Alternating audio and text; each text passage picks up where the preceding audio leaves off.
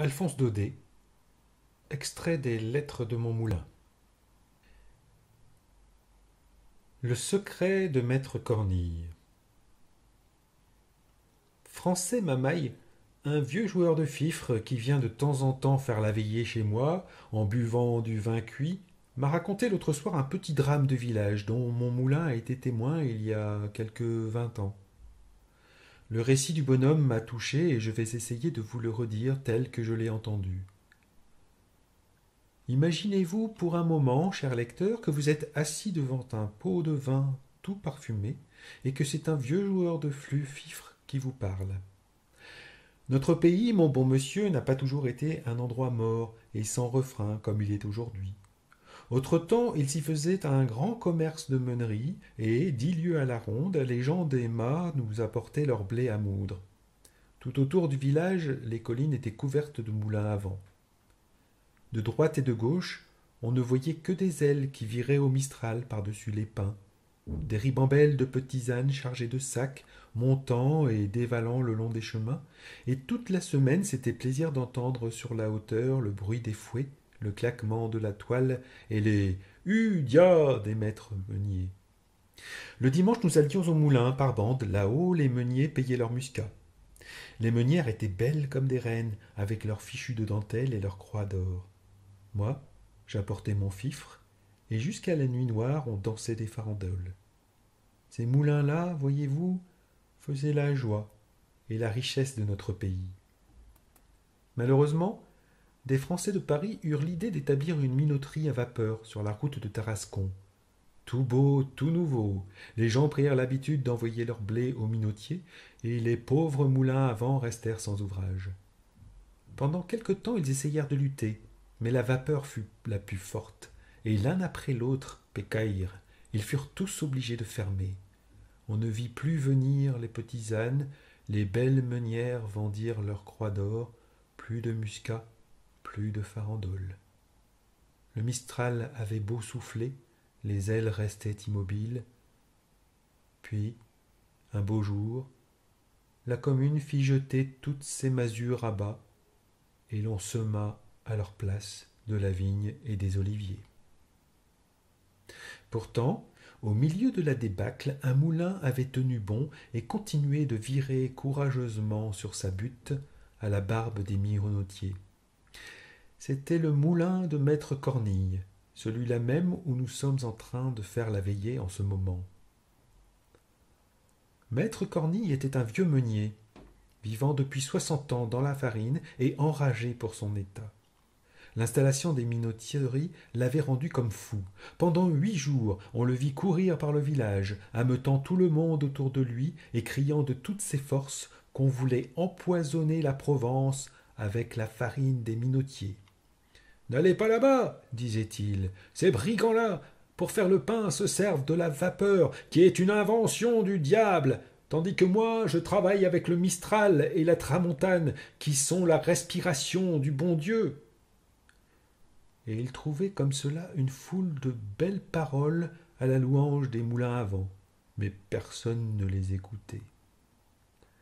Alors, de mâle rage, le vieux s'enferma dans son moulin et vécut tout seul comme une bête farouche.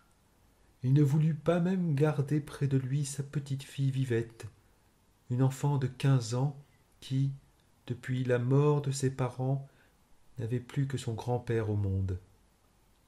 La pauvre petite fut obligée de gagner sa vie et de se louer un peu partout dans les mâts pour la saison, les magnans ou les olivades. Et pourtant, son grand-père avait l'air de bien l'aimer, cet enfant-là. Il lui arrivait souvent de faire ses 4 lieues à pied par le grand soleil pour aller la voir au mât où elle travaillait, et quand il était près d'elle, il passait des heures entières à la regarder en pleurant. Dans le pays, on pensait que le vieux meunier, en renvoyant Vivette, avait agi par avarice, et cela ne lui faisait pas honneur de laisser sa petite fille ainsi traîner d'une ferme à l'autre, exposée aux brutalités des bails et à toutes les misères des jeunesses en condition. On trouvait très mal aussi qu'un homme de renom du maître Cornille et qui, jusque-là, s'était respecté, s'en alla maintenant par les rues comme un vrai bohémien, pieds nus, le bonnet troué, la taillotte en lambeaux. Le fait est que le dimanche, lorsque nous le voyions rentrer à la messe, nous avions honte de lui, nous autres, les vieux. Et Cornille le sentait si bien qu'il n'osait plus venir s'asseoir sur le banc d'œuvre. Toujours il restait au fond de l'église, près du bénitier, avec les pauvres. Dans la vie de maître Cornille, il y avait quelque chose qui n'était pas clair. Depuis longtemps, personne au village ne lui portait plus de blé, et pourtant les ailes de son moulin allaient toujours leur train, comme devant. Le soir, on rencontrait par les chemins le vieux meunier poussant devant lui son âne chargé de gros sacs de farine. Bonne vêpre, maître Cornille, lui criaient les paysans. Ça va donc toujours, la meunerie? Toujours, mes enfants, répondait le vieux d'un air gaillard. Dieu merci, ce n'est pas l'ouvrage qui nous manque. Alors, si on lui demandait d'où diable pouvait venir tant d'ouvrage, il se mettait un doigt sur les lèvres et répondait gravement.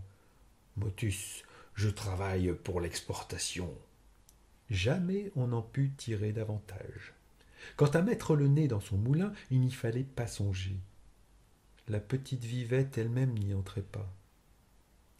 Lorsqu'on passait devant, on voyait la porte toujours fermée, les grosses ailes toujours en mouvement, le vieil âne broutant le gazon de la plate-forme, et un grand chat maigre qui prenait le soleil sur le rebord de la fenêtre et vous regardait d'un air méchant.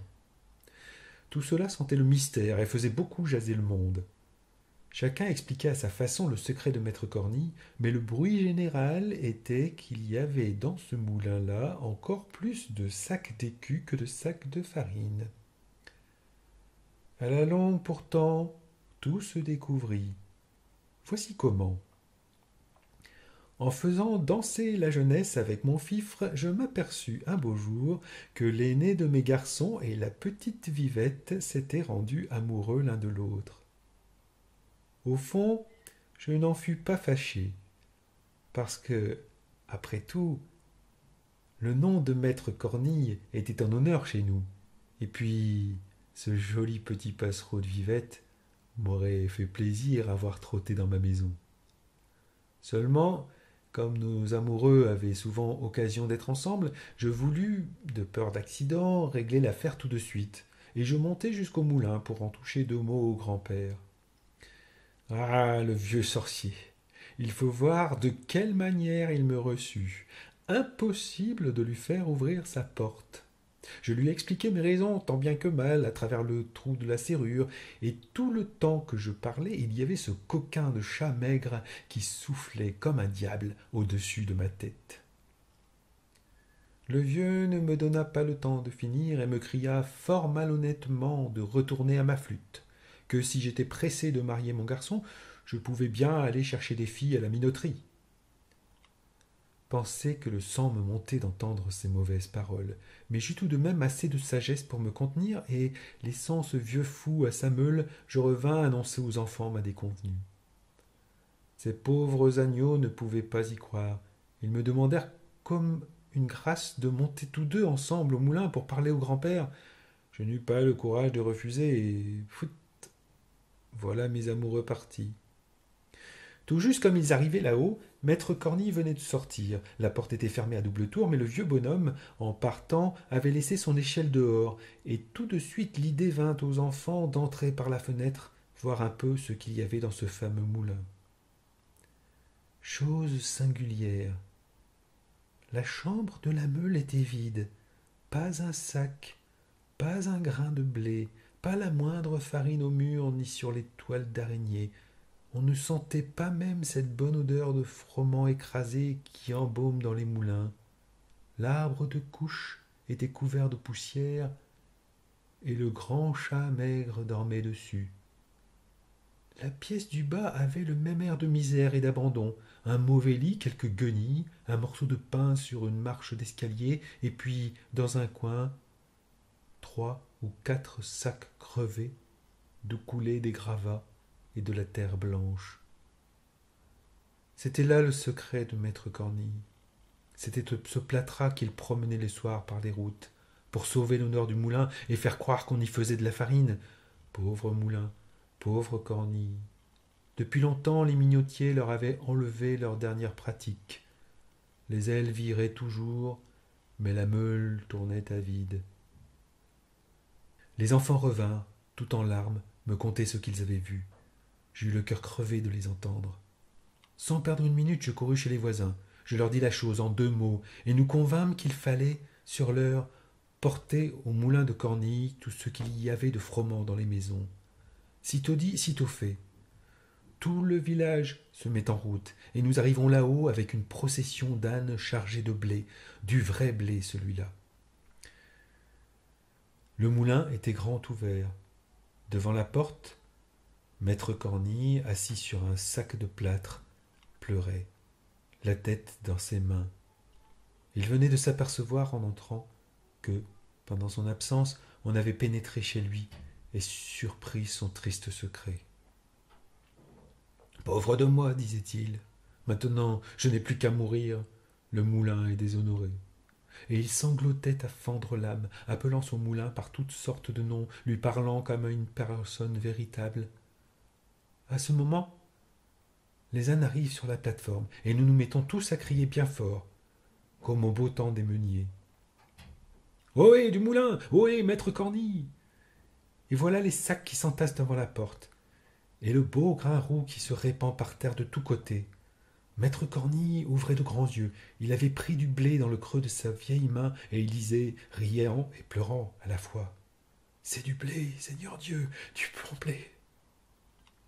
Laissez-moi que je le regarde. » Puis se tournant vers nous, « Ah, je savais bien que vous me reviendriez. Tous ces minotiers sont des voleurs. » Nous voulions l'emporter en triomphe au village. « Non, non, mes enfants. Il faut avant tout que j'aille donner à manger à mon moulin. Pensez donc, il y a si longtemps qu'il ne s'est rien mis sous la dent. » Et nous avions tous des larmes dans les yeux, de voir le pauvre vieux se démener, de droite et de gauche, éventrant les sacs, surveillant la meule, tandis que le grain s'écrasait et que la fine poussière de froment s'envolait au plafond. C'est une justice à nous rendre. À partir de ce jour-là, jamais nous ne laissâmes le vieux meunier manquer d'ouvrage. Puis, un matin, maître Cornille mourut, et les ailes de notre dernier moulin cessèrent de virer, pour toujours cette fois. Cornille mort, personne ne prit sa suite. Que voulez-vous, monsieur? Tout a une fin en ce monde, et il faut croire que le temps des moulins à vent était passé, comme celui des coches sur le Rhône, des parlements et des jaquettes à grandes fleurs.